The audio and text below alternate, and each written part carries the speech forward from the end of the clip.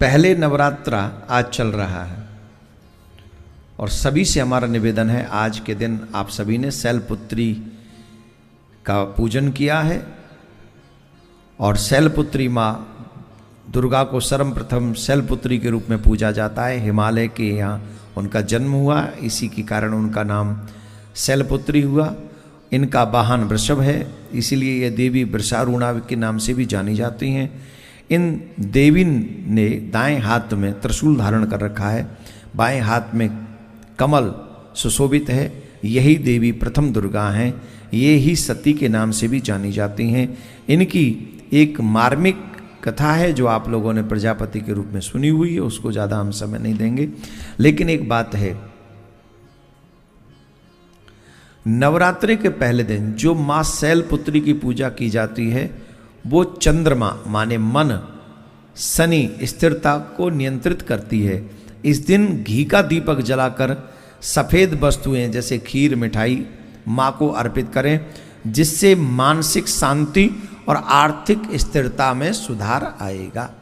तो आज शाम को, अब कथा में जो लोग सुन रहे हैं उन्हीं को पता चलेगा अब तो आज शाम को आप माँ के आगे घी का दीपक जलाएं और हो सके तो कोई सफ़ेद वस्तु का भोग माता रानी को खीर बना दें। खीर तो इजीली घर में आप बना ही सकते हैं, या सफ़ेद मिठाई का भोग माता रानी को लगाएं, जिससे माँ आपके ऊपर कृपा करे। द्वितीय दिन 20 मार्च को माँ ब्रह्मचारिणी की पूजा की जाएगी। ब्रह्मचारिणी का अर्थ है तप की चारिणी, यानी तप का आचरण करने वाली देवी।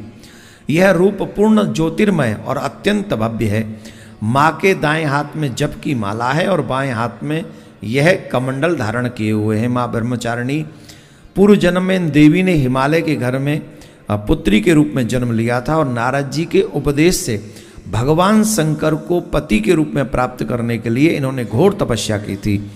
इससे कठिन तपस्या के कारण इन्हें तपस्यारिणी अर्थात ब्रह्मचारिणी के नाम से जाना गया। 1000 वर्ष तक इन्होंने केवल फल फूल खाकर बिताए। 100 वर्ष तक केवल जमीन पर रहकर साग का निर्वहन किया और कुछ दिनों तक कठिन उपवास रखे और खुले आकाश के नीचे वर्षा धूप घोर कष्ट सहे। 3000 वर्षों तक टूटे हुए बिल्व पत्र खाए भगवान शंकर की आराधना करती रहीं। इसके बाद इन्होंने सूखे बिल्व का पत्र खाना भी छोड़ दिया। कई हजार वर्ष तक निर्जल निराहार रहकर तपस्या करती रहीं। पत्तों को खाना छोड़ देने के कारण इनका नाम अपर्णा नाम भी पड़ गया था। कठिन तपस्या के कारण देवी का शरीर एकदम क्षीण हो गया। देवता ऋषि सिद्धगण मुनि सभी ने ब्रह्मचारिणी की तपस्या को अभूतपूर्व पुण्य कृत्य बताया, सराहना की और कहा, देवी आज तक किसी ने भी इस तरह की कठोर तपस्या नहीं की। यह आप से ही संभावना थी, आप ही कर सकती हैं। आपकी प्रत्येक मनोकामना पूर्ण होगी। नवरात्रि के दूसरे दिन ब्रह्मचारिणी की पूजा अर्चना होती है। माँ का यह स्वरूप मंगल ग्रह का स्वामी है। ब्रह्मचारिणी माँ की पूजा करने से लोगों की कुंडली में जो मंगल दोष का प्रभाव है वह नष्ट हो जाता है।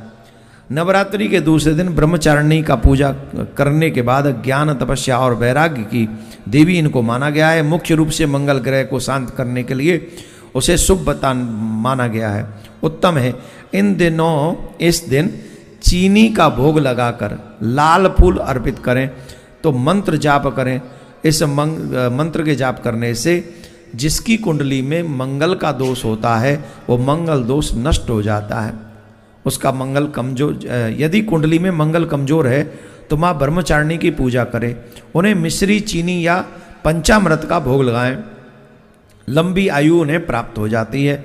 माता की चीनी का भोग लगाकर उसे प्रसाद स्वरूप में बांटें, इससे स्वास्थ्य उत्तम रहता है और लंबी आयु प्राप्त होती है। माता को लाल फूल अवश्य चढ़ाएं, गुड़हेल इत्यादि का, गुलाब का अर्पित करें। इससे मंगल के नकारात्मक प्रभाव से आप और आपका परिवार बच सकता है। राधे राधे बोलना पड़ेगा।